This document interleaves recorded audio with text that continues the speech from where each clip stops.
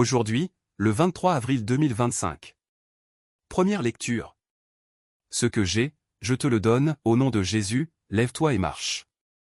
Lecture du livre des Actes des Apôtres. En ces jours-là, Pierre et Jean montaient au temple. Pour la prière de l'après-midi, à la 9e heure.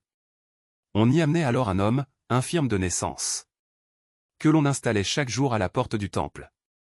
Appelez-la, Belle Porte, pour qu'il demande l'aumône à ceux qui entraient. Voyant Pierre et Jean qui allaient entrer dans le temple, il leur demanda l'aumône. Alors Pierre, ainsi que Jean, fixa les yeux sur lui. Et il dit : Regarde-nous. L'homme les observait, s'attendant à recevoir quelque chose de leur part. Pierre déclara : De l'argent et de l'or, je n'en ai pas. Mais ce que j'ai, je te le donne. Au nom de Jésus-Christ le Nazaréen. Lève-toi et marche. Alors, le prenant par la main droite, il le releva. Et, à l'instant même, ses pieds et ses chevilles s'affermirent. D'un bond, il fut debout. Et il marchait. Entrant avec eux dans le temple, il marchait, bondissait, et louait Dieu. Et tout le peuple le vit marcher et louer Dieu. On le reconnaissait. C'est bien lui qui était assis à la belle porte du temple, pour demander l'aumône. Et les gens étaient frappés de stupeur et désorientés devant ce qui lui était arrivé. Parole du Seigneur. Nous rendons grâce à Dieu. Psaume.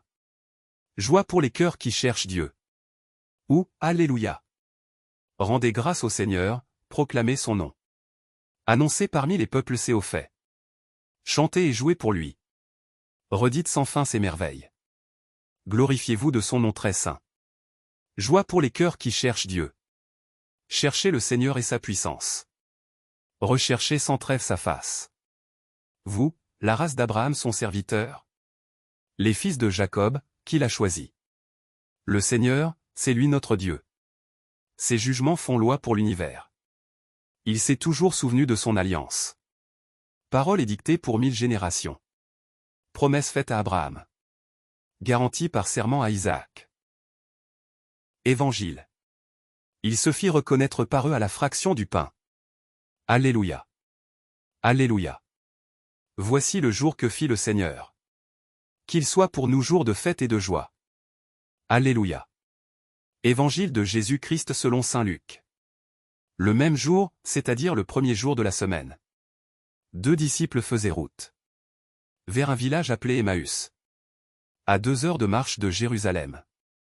Et ils parlaient entre eux de tout ce qui s'était passé.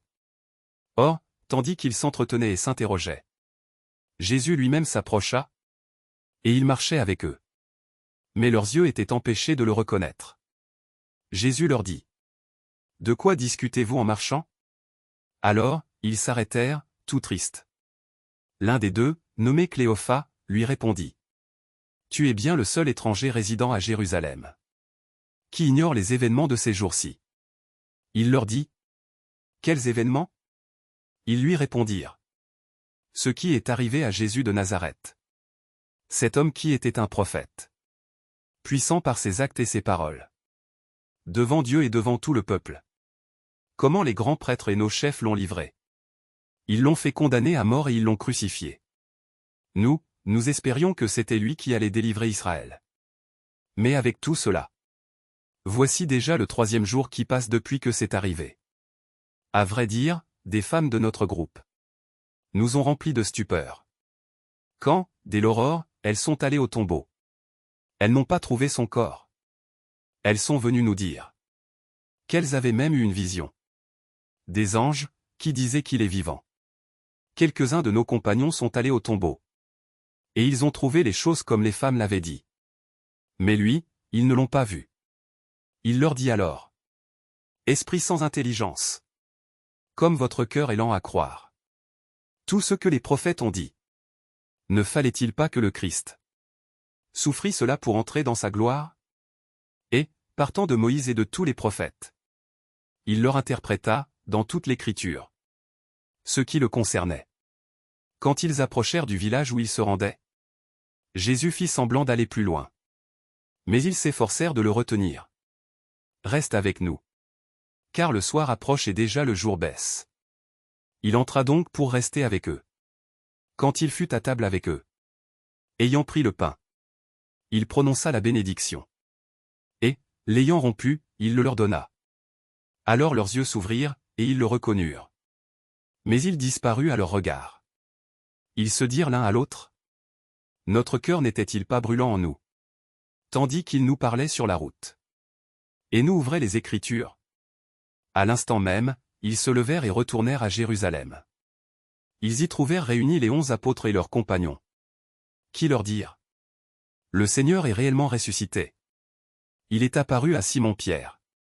À leur tour, ils racontaient ce qui s'était passé sur la route, et comment le Seigneur s'était fait reconnaître par eux. À la fraction du pain. Acclamons la parole de Dieu.